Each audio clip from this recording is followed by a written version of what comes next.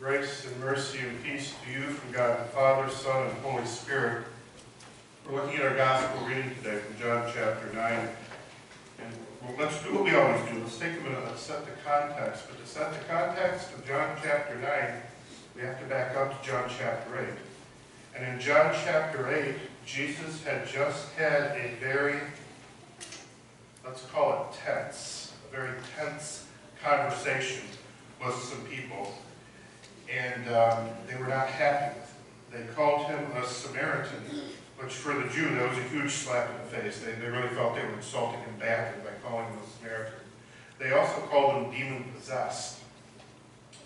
Jesus then made his great statement, calling himself Yahweh, taking on the divine name for himself, when Jesus said, in chapter 8, before Abraham was, I am. And that statement pushed the Jews over the edge. The last verse of John chapter 8 says this, at this they picked up stones to stone him, but Jesus hid himself, slipping away from the temple grounds. Then starts our reading. As he went along, he saw a man blind from birth. So Jesus had just been in the company of those who were spiritually blind but didn't recognize him. Now he finds a man who is physically blind, and what happens next is a miracle on just a couple of different levels here. Let's take a look at this young man who was born blind, because his whole life would have been a story of rejection, and we see that rejection showing up even after he was healed. His neighbors have rejected him so much and have overlooked him so much that after he was touched, after he had his sight, they didn't even know whether or not he really was their neighbor or not. His neighbors and those who had formerly seen him begging asked, isn't this the same man who used to sit and beg? Some claimed he was, others said no, he only looks like him. For whatever reason, this man had been rejected by the people right around him so much and overlooked by the people right around him so much, they didn't recognize him. By the way, do you all know what your neighbors' names are?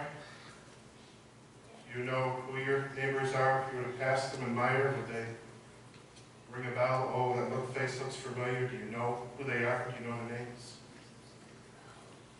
I recognize some of you, your neighbors, your family. Just go here with the analogy.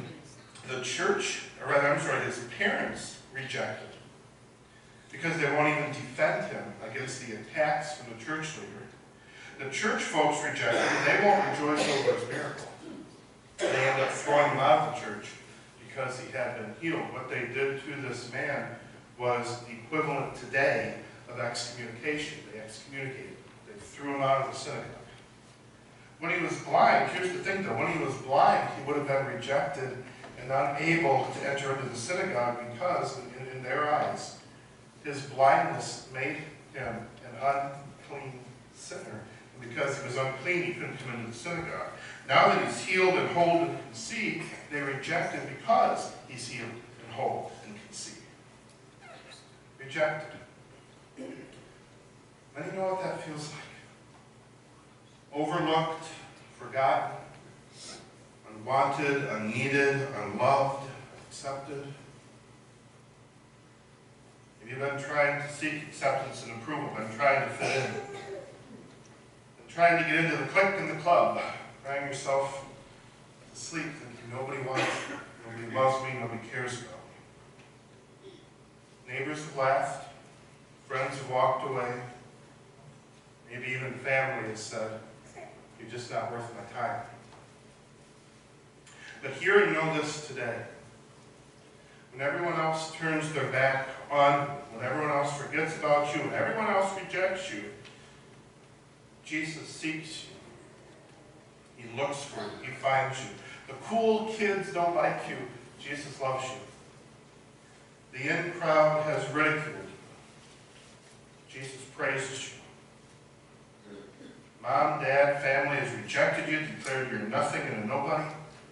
Jesus says you're so important, he's engraved your name on the palms of his hands. He's not going to give up looking until he finds you. And actually, if we're going to say this correctly, he's not going to give up until we realize he's always been right there all along. It's been our eyes that have been closed to him. He'll push past the good church folk and he'll find you. He can handle your pain. He will accept you right where you are, but what's better is he won't leave you. Like the man in our reading this morning, he moves us to an even better place. And did you notice something in the text? It's very, very subtle. About 2/3 of the way through the text, Jesus goes and looks for the man. Jesus went to find him. This man who had been attacked, this man who had been ridiculed, this man who had been thrown out, this man who was unwanted. This is the man who was the object of a search and rescue mission by Jesus. Verse 35, the Bible tells us Jesus goes and looks for him. He goes out of his way to find this nobody. He had been rejected, but Jesus looked for him until he found him. So with all of that, that's all sort of just the text and all of that. Let's go through it. Let's walk through it together and see what in the world difference this makes for us. Because honestly, what does the healing from 2,000 years ago have to do with us today? When bills are piling up, when that person at work tomorrow has to be dealt with, when there's tests and stuff at school, when stress and strain from our worlds are going on right around us, what in the world does the blind man in the Middle East have to do with you and me today? So let's walk through it. First, Jesus finds, or rather, he sees the rejected man right at the beginning and he touches him. He heals him and he gives him physical sight. The neighbors see him, they can't decide if it's really the same person. They ask what happened. Did you hear how he responds? Verse 11. The man they called Jesus made some mud and put it on my eyes. He told me to go to Siloam and wash. So I went and washed and then I could see. He has sight but he can't see anything. He's just come in contact with the Son of God. He's been touched by heaven itself, and when he explains all this, he says, well, the man they called Jesus, that guy, you know that big Jesus guy? He did this. That's how he explains what happened to him. He has physical sight, but not spiritual sight. Jesus called himself the light of the world. There are a lot of people today that walk around with 20/20 vision physically, but are blind spiritually. Our world needs a touch. We need an encounter like this man so we can really see, because far too many people just see Jesus as a man. Somebody who lived a couple millennia ago. They're still blind. And far too many churches all across the United States, all across the world, are filled with people every Sunday who will come in and sing and say amen and praise and shout hallelujah. Jesus is still just a man. Somebody that gets talked about, a moral, a memory, first century guru. They have sight, but they can't see. So back to the healing. The people bring the man born blind before the Pharisees. We need to get to the bottom of what happened here. So the Pharisees too question this man, and when they asked him, what do you say about the man who healed you? Now he responds, he's a prophet. Now notice the progression. The man who just a few short hours ago said, well, that guy named Jesus, the one you all called Jesus, he went from calling Jesus that man, now he calls him a prophet. He's not just an ordinary man. He's more than a man. He's more than Joseph the carpenter's son, more than just a compassionate stranger. He's a prophet. Transformation started for this one who had been born blind. The Pharisees didn't like the answer. They dismissed him, brought his parents in, accused his parents of lying. This is the one you claim was born blind. Yeah, he was born blind, trust us. They call him in again, ask him what happened. Verse 27, he's getting a little snippy. I have told you already, and you didn't listen. Why do you want to hear it again? Do you want to become his disciples too? And again, no progression here. He went from being that man that they called Jesus, the man, to a prophet. Now impressed by the church leaders, he says something very important. He says an incredibly important three-letter word. 2. Do you want to become his disciples too? He's seeing that Jesus is more than a man, more than a prophet, and in this he declares his allegiance to Jesus. More transformation, more change, a deepening of faith as he starts to see, not with physical eyes, but with spiritual eyes. And this progression of sight from faith, it reaches the climax. Verses 35 to 38, Jesus heard that they had thrown him out. Jesus heard he had been excommunicated, thrown out of the synagogue. And when he found him, when Jesus found the person he went looking for, Jesus said, "Do you believe in the Son of Man?" "Who is he, sir?" the man asked. "Tell me so I may believe in him." Jesus said, "You have now seen him. In fact, he is the one speaking with you." The man said, "Lord, I believe." And he worshipped him. Again, a very important word there, Lord. Lord, I believe, Lord. In the original Greek, that word is kurios. In the Bible, if you will, the Bible of Jesus' day, kurios is the Greek way that they translate the divine name Yahweh. Kurios, Yahweh. I believe and worship him. That which Jesus had just declared at the end of chapter 8 that almost got him killed, that he is Yahweh, he is the great I am, this man now comes to realize and proclaim, calling him Kurios, calling him Yahweh, calling him Lord. The transformation continued. We're looking at Jesus as a man, looking at him as a prophet, looking at him as someone he declared his allegiance to calling Jesus Yahweh, the great I am in flesh, Lord. I worshiped him. And it all started, this whole thing started with Jesus saying, making a declaration about himself. The whole shooting match started with Jesus saying, "I am the light of the world." That's how it all started. So again, what does this have to do with you and me today? Tomorrow, the rest of the week, next month, next year? In John chapter 1, if we back up to the beginning of the book of John, the Gospel of John, John chapter 1, verses 4 and 5, this is what it says. "In Jesus was life, and that life was the light of men. That light shines in the darkness, but the darkness has not understood it." Can we all agree that this world ain't right? Can we all agree there's some issues here in our world? We walk in darkness. The darkness of sin, the darkness of self-interest, darkness of people denying the truth about who Jesus is, and all the while, the light of the world shines in our lives, and so often we just don't see it. The kingdom of light has already invaded the kingdom of darkness, but so many still walk around spiritually blind, groping in the darkness for something to hang on to, something they think will provide them with some stability, not realizing Jesus stands right there. And I can't help but wonder how many people in all the churches gathered all around the world this weekend, if there are any who feel like they could really use a light in their lives because there's some darkness and they would just love it if it could be illuminated. Jesus says, "I'm the light of the world. No one ever need be in darkness again."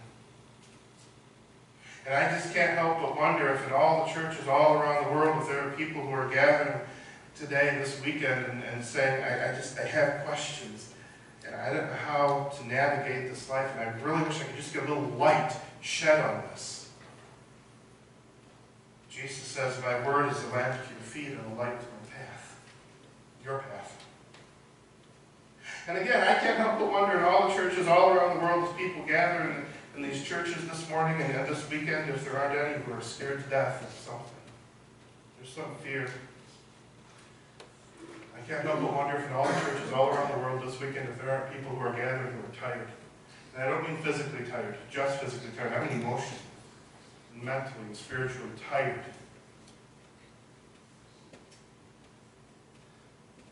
I can't help but wonder if in all the churches all around the world, as there are people gathering this weekend, if there aren't some who are gathering who frankly are incredibly lonely.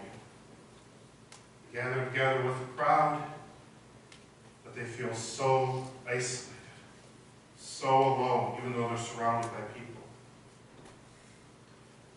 And Jesus says, "You're scared? You never need to fear again. I'm with you." Jesus says, "You're tired? Come to me. I will give you rest." Jesus says, "You're lonely?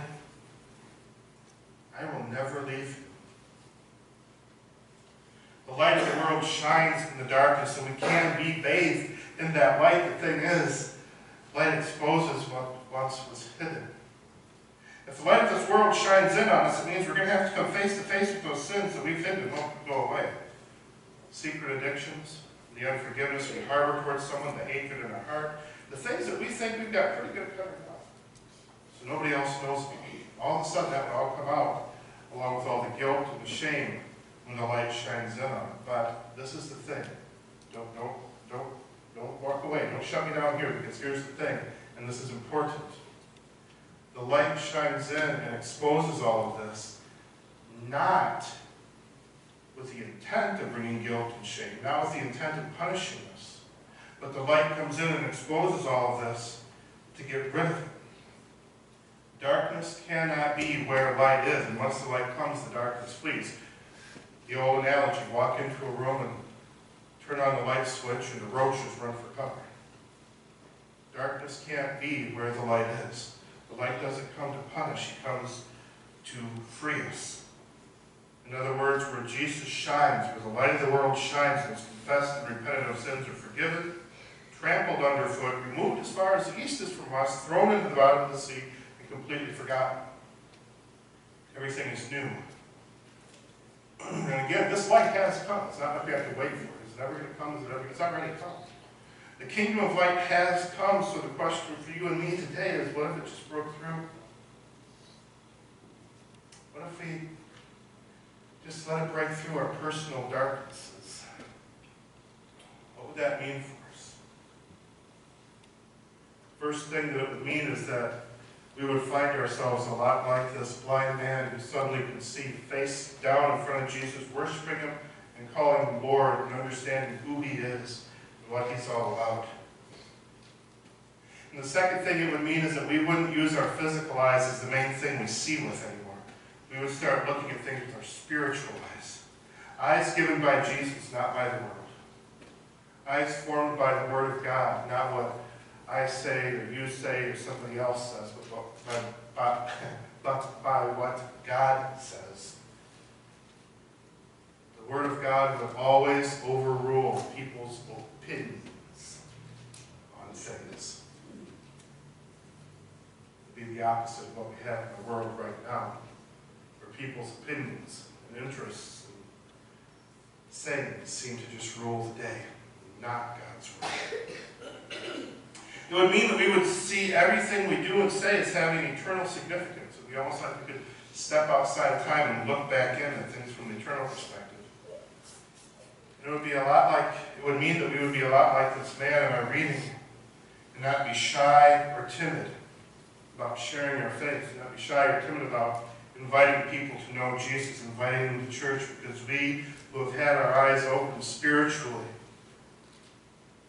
see and understand more than we already do, and even more as those who have had our eyes open spiritually, we still understand even more the answer that this world is literally dying for.